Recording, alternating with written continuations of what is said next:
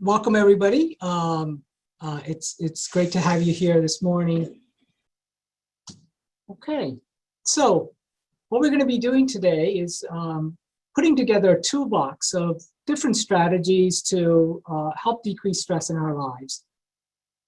So let's just start. What we're going to be doing today is to first define stress and its effects on the physical and mental health. We're going to learn ways to decrease physical and mental stress and understand the benefits of meditation and mindfulness. All right. The Capitol Health Behavioral Health Specialists are a group of psychiatrists, nurse practitioners, psychologists, therapists, and nurses who provide diagnostic evaluations, ongoing medication management, TMS for severe treatment-resistant depression, and various types of therapy, both individual and group, and integrated case management.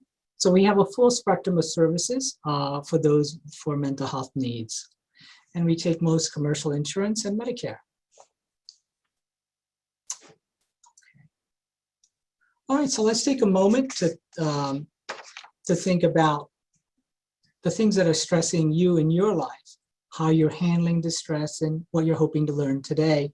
You know, managing stress is really a lifelong endeavor and an ongoing journey towards wellness. Your stresses and my stresses may be unique, but there's evidence-informed strategies that can help most of us to reduce that stress and increase wellness. And that's what we're going to be talking about today. So you've already maybe developed some effective strategies to de-stress, but I hope that you'll find that there'll be some additional ones that you can come away with today. And really the important thing is to really make a commitment to implementing those strategies. You know, while I'm the presenter and you're a participant, we're really on this journey together. I was reminded the other day by my son who, you know, said to me, "Dad, how come you get such little sleep? You know, aren't you tired all the time?" You know, and I told him that, that I would love to sleep more, but I have too much to get done. And then later on that evening, I kind of reflected on that and said, you know, my son is right. I do need to make a commitment to get more rest. So we're all beginners in this journey and to manage stress. So let's learn something and implement it.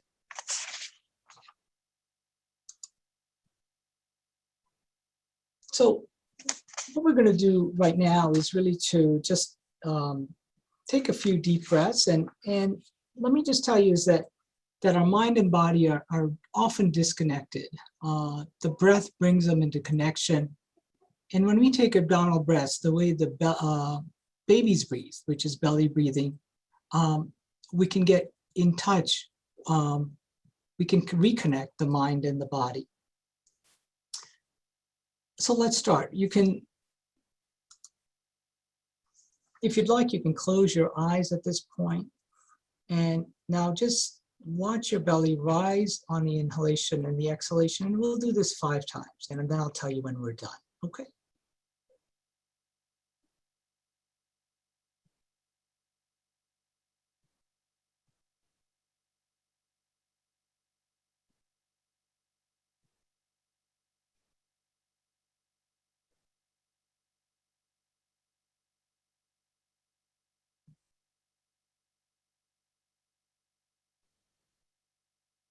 Okay.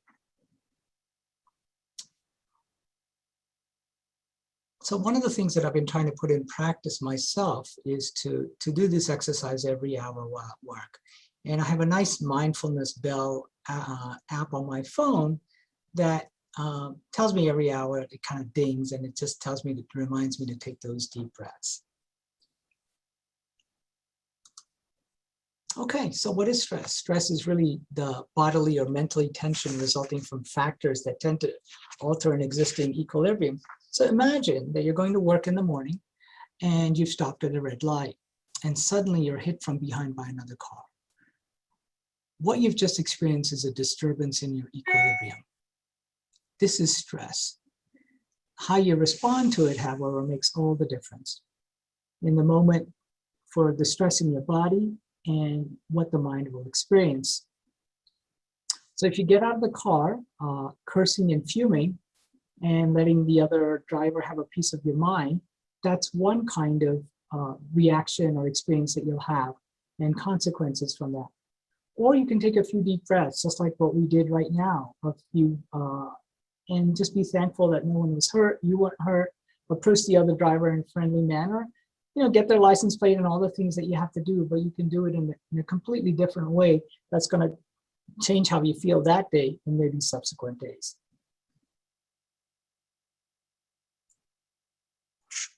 All right. The stress response system is really a very intricate system with interactions between the nervous, endocrine, and immune systems. I won't go into any details regarding that. But it's very real, it's very verifiable in animals and in humans. So there are a number of conditions that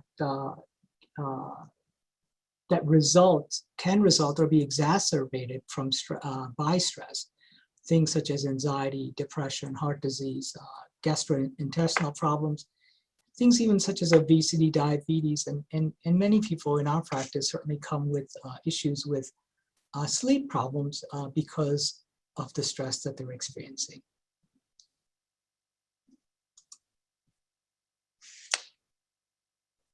Our body is really pretty well suited to handle acute stress, but it's the chronic stress that really has the impact and is very damaging for us. So let me give you an idea of what the difference between acute and chronic stress is. Like acute stress is like the car accident that we were just in, that I kind of imagined that we were in, the being pulled over by a cop for speeding, an argument with your spouse, some kind of temporary things such as all the stress of moving, let's say, into a new home. Then there are chronic stress situations, such as being in a stressful job, being in maybe an unhealthy relationship, health problems, etc. These are things that are chronic stresses, and the body handles chronic stress much differently than acute stress. So the warning signs of some of the warning signs of excessive stress are that you may be kind of keep thinking about things that are disturbing to you and distressing you.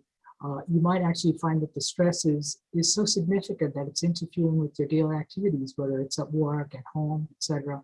People may say that you look really distracted and irritable and stressed. Many people turn to substance use, whether that's alcohol, cannabis, etc. In our practice, we see so many people turn to cannabis as a way of coping with stress, and it's not an effective coping strategy. In fact, it can cause more harm than good. Same thing with alcohol. Some people might notice that you're stressed because you're very irritable, impatient with them, and certainly, as we talked about before, poor sleep may be an indication of being under a lot of stress.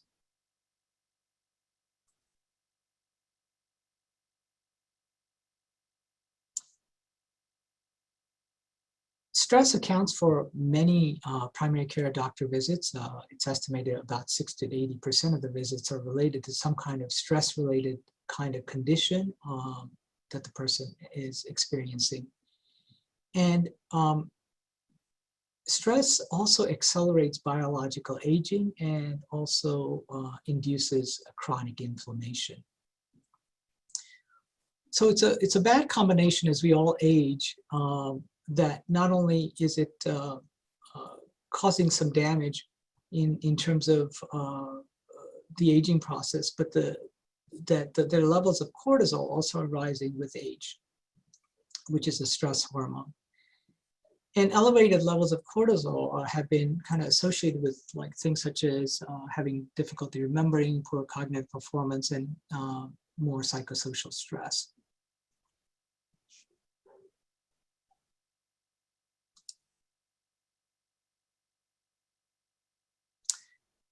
So let's look at some strategies to reduce stress. By the way, we will have an opportunity at the end for a question and answer, so please feel free to send some questions in the chat box, and our monitors will look at those, and then we'll review some of those at the end. So we're going to be looking at ways to reduce stress on a physical level and also on a mental level. So let's start with the physical level first. Now, there's some strategies that are well known, and evidence informed, such as exercise, getting adequate sleep, as I mentioned, a healthy diet. And we'll talk about that a little bit more. Certainly, things such as yoga and Tai Chi can be really helpful. Sometimes it's, even Capitol Health is now offering, I think there's going to be offering some Tai Chi classes and online. So what is the difference between Tai Chi and yoga? I think there's often a confusion about that. Yoga is generally kind of a static, done kind of either sitting, lying down, or in a chair. And I think it's especially useful for those people who have issues of pain. Tai Chi generally, however, is done with kind of flowing choreographed movements with a focus on breathing. And it's especially helpful for increasing balance and reducing risk for falls. And that's especially helpful as we age.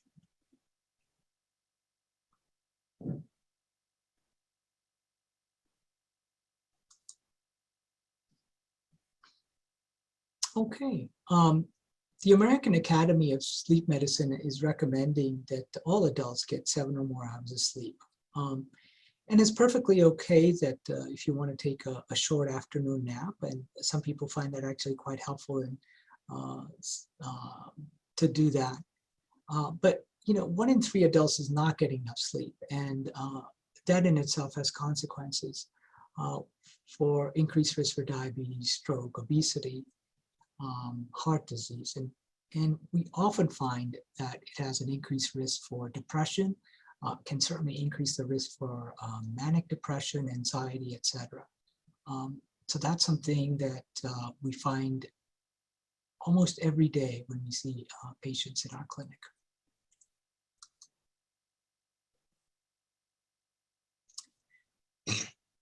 So the stress can affect the heart in both direct and indirect ways by increasing, for example, high blood pressure, lowering your good HDL cholesterol, increasing the incidence of stroke, etc. And those people who tend to view things in a kind of cynical or negative manner are also at a higher risk for coronary heart disease.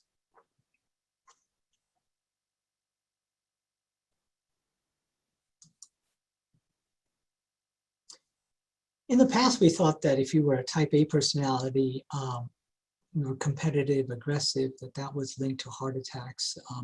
But actually what we're finding is that there's a different kind of personality called a type D personality, D for distressed, the person who's negative, irritable, angry, maybe not connected socially to people, and maybe more prone to actually having heart disease.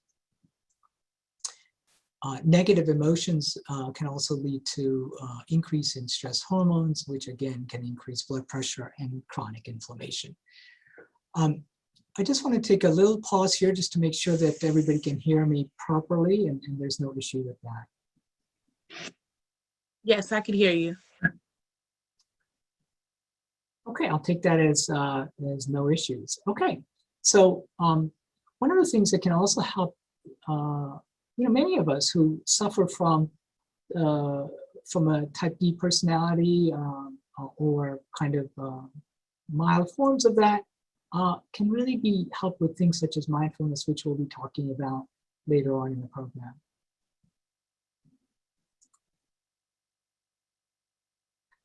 Now, we've all heard about the importance of exercise, but let me tell you some of the positive benefits of exercise. It bolsters the immune response. It actually releases serotonin and endorphins, which are very helpful in terms of an overall mood. It reduces your LDL, your bad cholesterol, and your triglycerides, and can improve insulin efficiency so that decreases the risk for developing or exacerbating diabetes.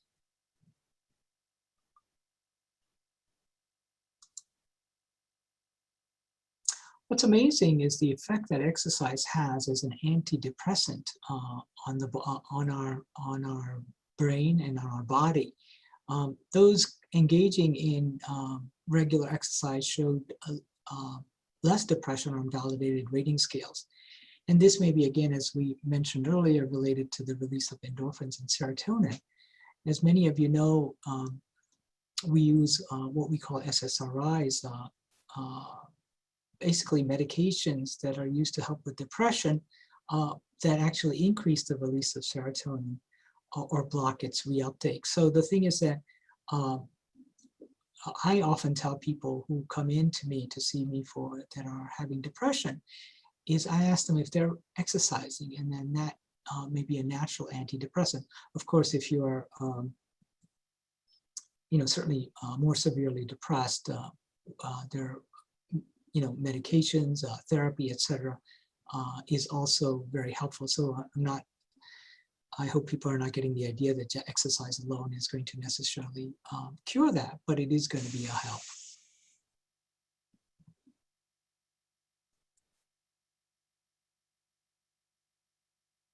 So one of the other things that is remarkable is that the positive benefits of yoga, and that it can be as effective as exercise in improving both physical and mental health. And it's believed that some of the benefits of yoga may be related to the fact that it activates the parasympathetic nervous system, our rest and digest system, and it kind of dampens the flight and flight sympathetic nervous system. At any one time, there's a number of yoga classes in the community that you can take advantage of.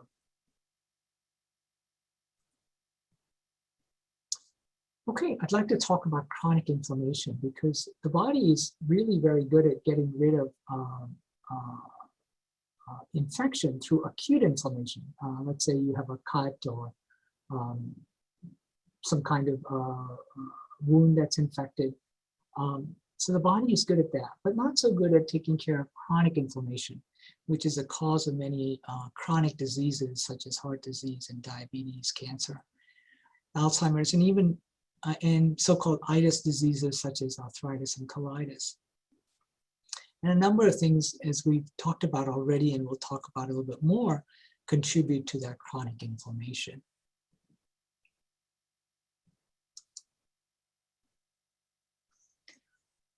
Okay, so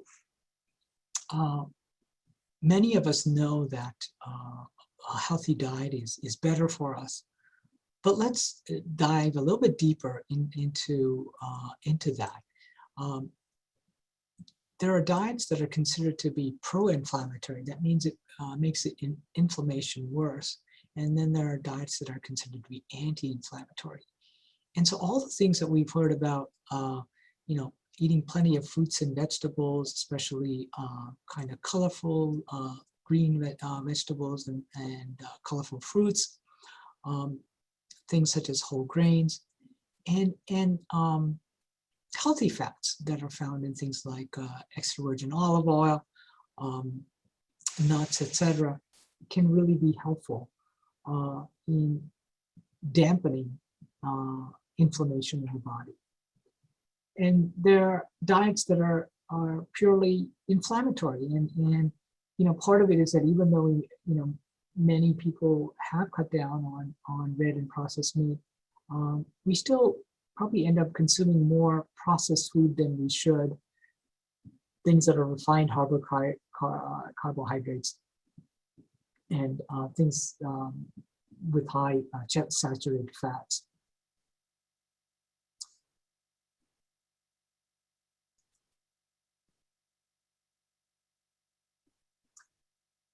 So let's talk about some ways to reduce stress on a mental level.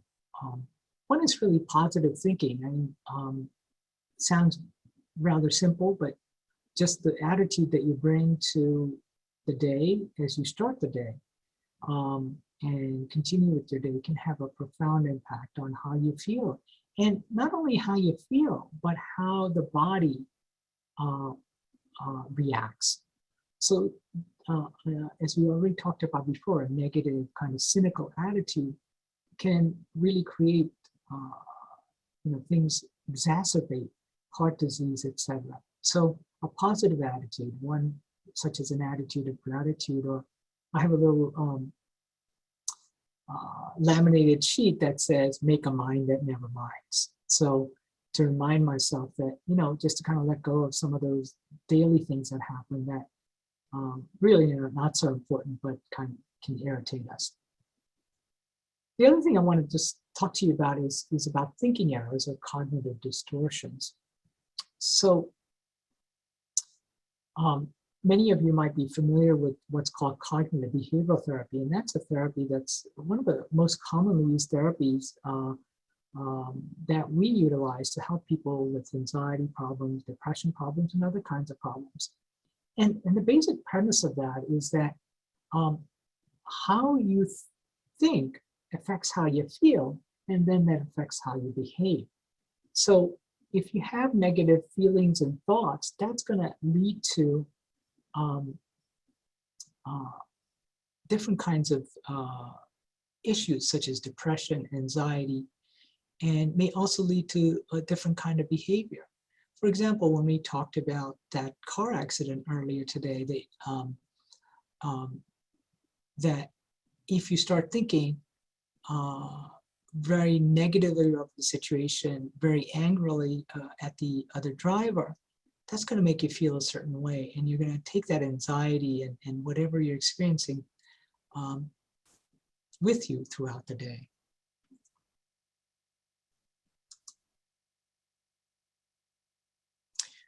So let me give you an example of something where an event that may happen, and the way that we view that event can have an impact on how we feel.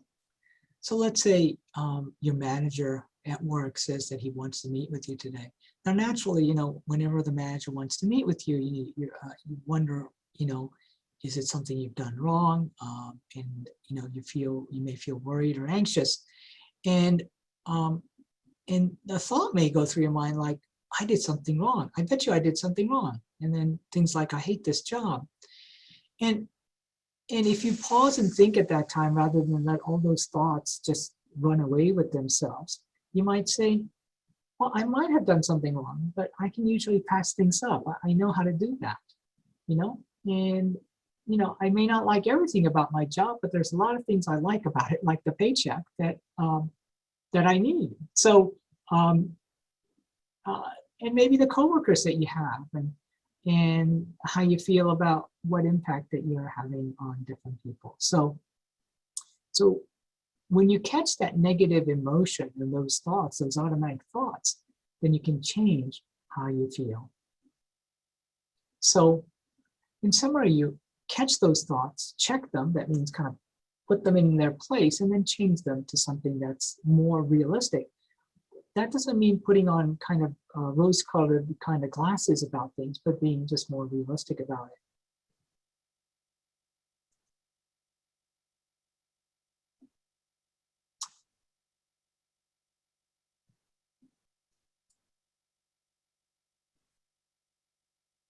Another thing that's, sometimes we don't know how to support each other, and supporting each other can be a great way of feeling better about yourself and also making the other person feel better. And, some people are just natural at soothing people, listening to them, comforting them. And if you're really good at that kind of emotional support, that's wonderful. Do it. But there's also other kinds of support that you can give without, necessarily doing that. For example, you can, if somebody is having some difficulty and you can give them some information or advice, for example, about, let's say they're having some kind of issue at home with that needs to be fixed or whatever, their heater broke down or whatever, and you have experience with that, kind of knowing about that, you can always share that with that person. And then there's, tangible things that we can do to support people. For example, making a meal for somebody who's sick, making, giving them a ride if they are elderly and no longer can drive anymore. And then there's belonging social support. So that may be just inviting somebody, a neighbor or friend, to a movie, etc. Enjoying something together can make you feel good yourself and help that other individual. There's a lot of things going on in terms of with social media and connections there, but let's not mistake that for sometimes the true connection. Sometimes people really do want to hear us or see us in person and not just get some kind of a text or something on Facebook.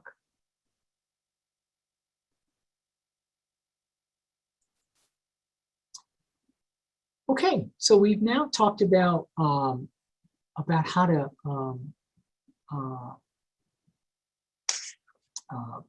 promote kind of physical and mental health, improving that particular area. But sometimes, as we all age, we think to ourselves, well, Doc, I really am interested in knowing about, how I can kind of prevent myself from losing my memory and worse.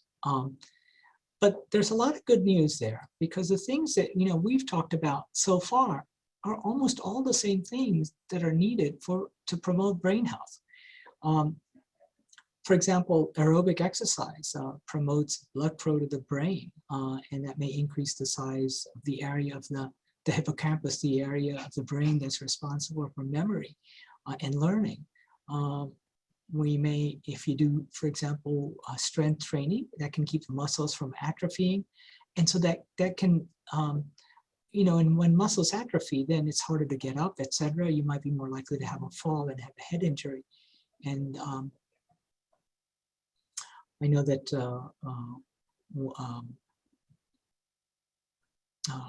my father, who passed away a couple of years ago, one of the things that the doctors used to always tell him was, look, you're doing okay. Just don't have a fall, because the thing is that's where a lot of bad things can happen in terms of, for example, having, fracturing your hip or having a head injury, and those things really have a profound impact on deterioration in health. And things such as managing your diabetes and high blood pressure are very important in promoting brain health, because there's cardiovascular disease that is associated with different kinds of dementia that may be impacted.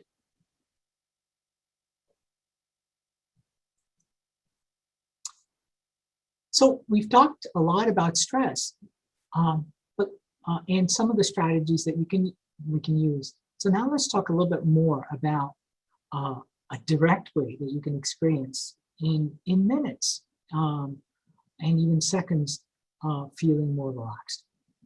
Herbert Benson, who's a Harvard professor and cardiologist, who really coined the term the relaxation response. And stress activates the sympathetic nervous system, but the relaxation response activates our rest and digest parasympathetic system and kind of brings things back to an equilibrium.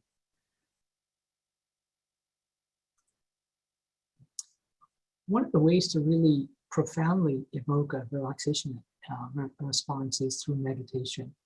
And the benefits of meditation are something that you can experience with just one session for a few minutes, and they continue to accumulate if you practice it on a daily basis. And you can start out with something like just 5 minutes, 5 minutes a day of sitting. And you can progress up if you to 15, 20 minutes, maybe a couple of times a day. Again, it's like exercise. A little bit is still better than nothing at all. And so even when you're exercising, many people don't feel comfortable and should not without their physicians or providers' permission to engage in rigorous exercise. But they can do some gentle walking, etc., which is helpful. Just like that, we can start meditation very slowly, and there are hardly any ill effects to it, and except for certain situations, almost everybody can meditate and learn to meditate.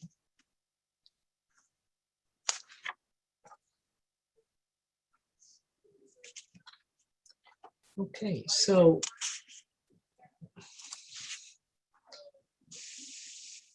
one of the things that was, as I was saying, I'm sharing with you evidence-based strategies. These things are not something that's kind of hokey, pulled out of the air, feel-good kinds of things that you may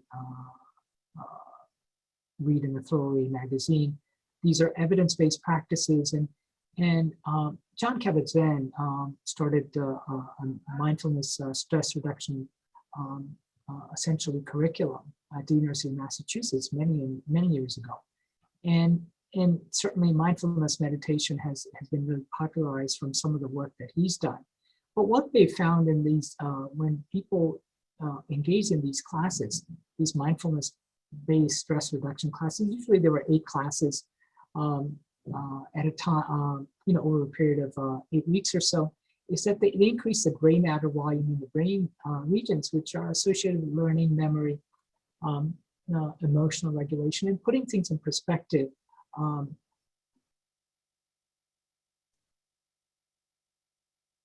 The benefits of meditation are on various levels, both on a mental level and on a physical level, suggesting improvements that may be in depression and anxiety and chronic pain. And in fact, many mindfulness-based meditation kinds of curriculum have been targeted at people with chronic pain, those people with substance use, eating disorders, people with fibromyalgia, and people with various kinds of very severe illnesses such as terminal cancer, etc. And meditation can also help individuals with things such as with sleep.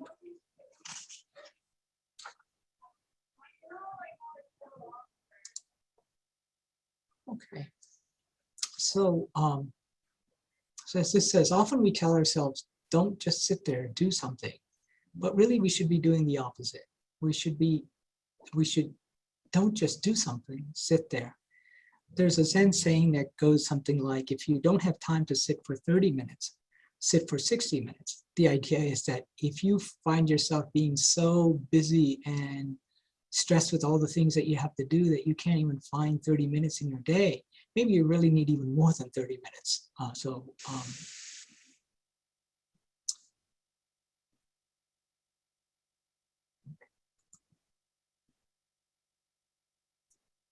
So what is mindfulness?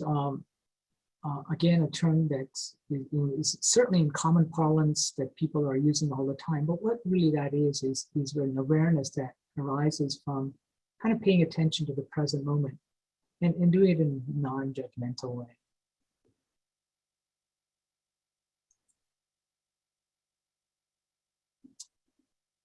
There are certain attitudes that are so helpful, not only in terms of a mindfulness practice, but in everyday life. And a number of these practices really support mindfulness and meditation. But the ones the two that I really always try to keep in mind is being non-judgmental. When you start something, there is a tendency to say, I'm not doing this right, I just won't get it, I'm not a good meditator, etc. That's why it's called the practice of meditation. Nobody becomes, it's not called the perfection of meditation, it's called the practice of meditation. So just by doing it, we're getting someplace. And to be patient, and I have to remind myself that I have to be patient with myself, is that some days I seem to kind of be able to meditate better than other days. And the value is in the regular practice. Now, there are a lot of different apps that are out there right now that can help you. Certainly, use them if you feel that's helpful for you, like Headspace, Calm, etc. But at the end of the day, kind of a sitting practice by yourself without some of those things is also very valuable. Okay. So what we're going to do right now is really kind of engage in a mindfulness meditation exercise. And it's going to just take about 10 minutes or so. I apologize, we lost some time in the beginning, but we'll go through this exercise and then we'll have a chance to kind of just, if you have any questions, and then we can wrap up. So, okay, so let's get started. So,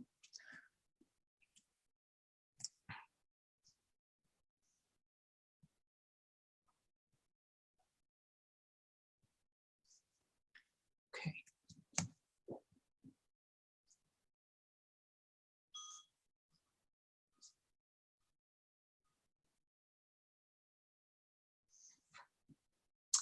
Okay, so in this exercise, you will have periods of guidance as well as periods of silence.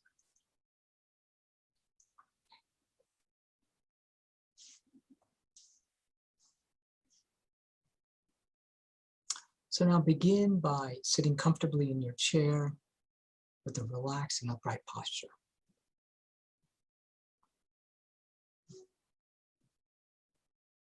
Feet flat on the floor and your hands resting gently in your lap.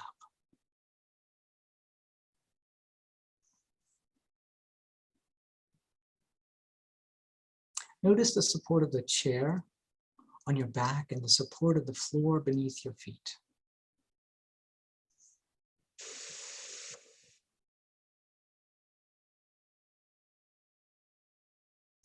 You may gently close your eyes if you prefer, or you may keep a soft downward gaze with your eyes open.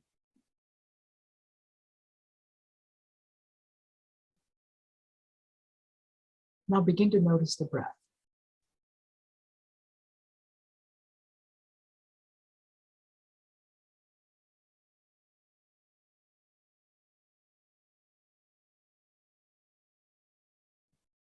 Notice how the belly gently rises and falls with the breath. Or notice how the air is moving in and out of your nostrils.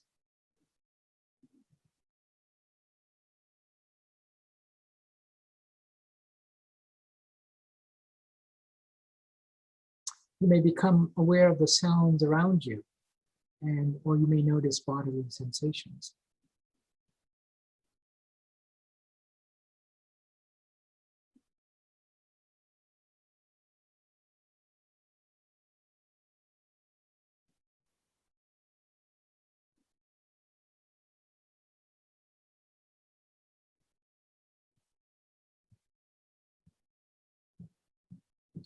Following the breath brings about a natural relaxation response. Breathing in, I am calm. Breathing out, I relax.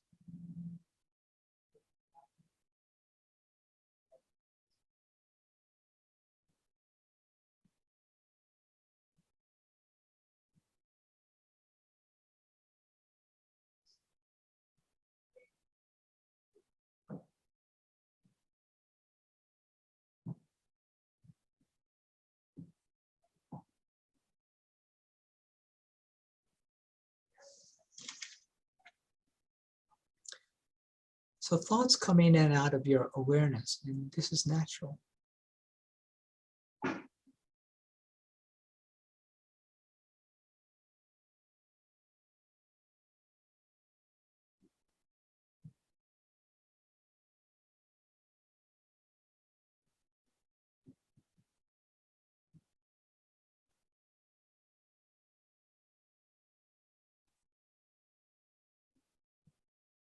When you notice thoughts, let them float by like clouds in the sky, and then coax your mind back to the breath.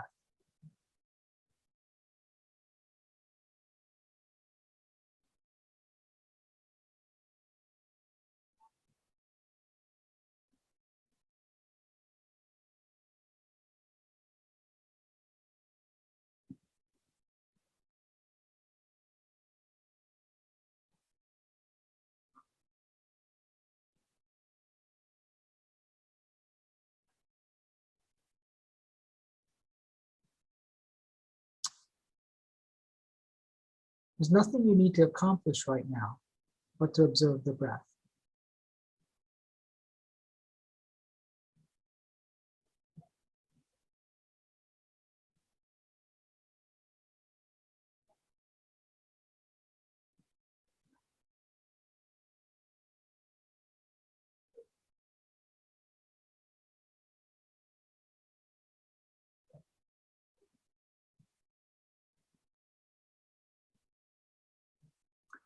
Where is your mind right now?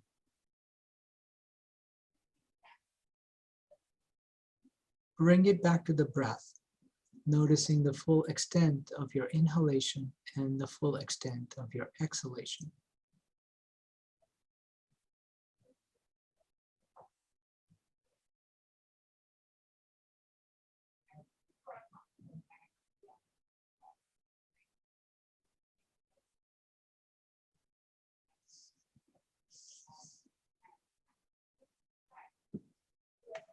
Breathing in, I experience myself breathing in.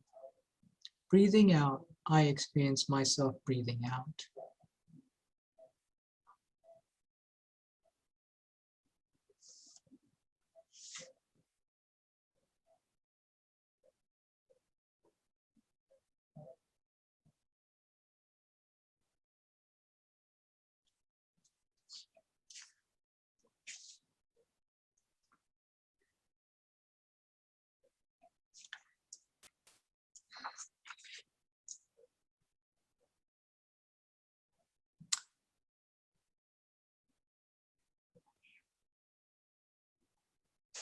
By consciously bringing awareness to your breathing, you bring yourself into the present moment,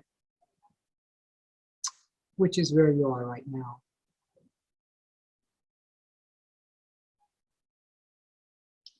Breathing in, I am calm. Breathing out, I am relaxed.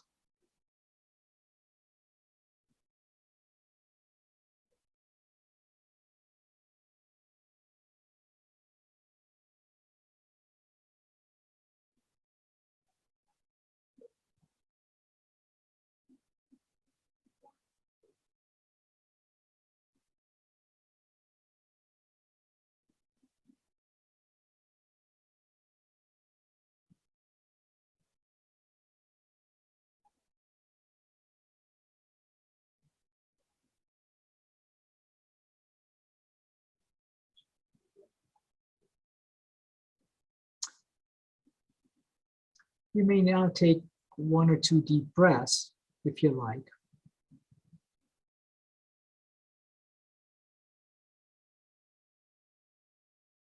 As we bring an end to this meditation exercise, you may find yourself becoming aware of the sounds around you and the sensations in your body.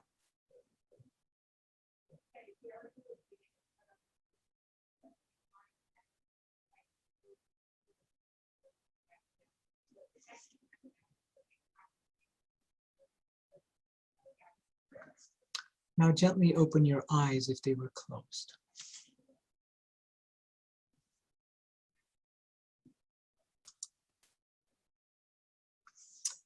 Okay, so how was that for you? You can certainly add, put any comments in the chat box.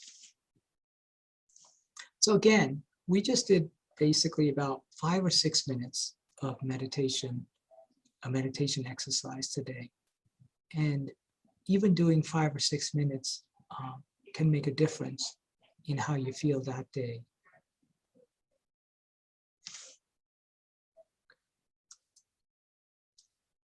So let's recap at this point.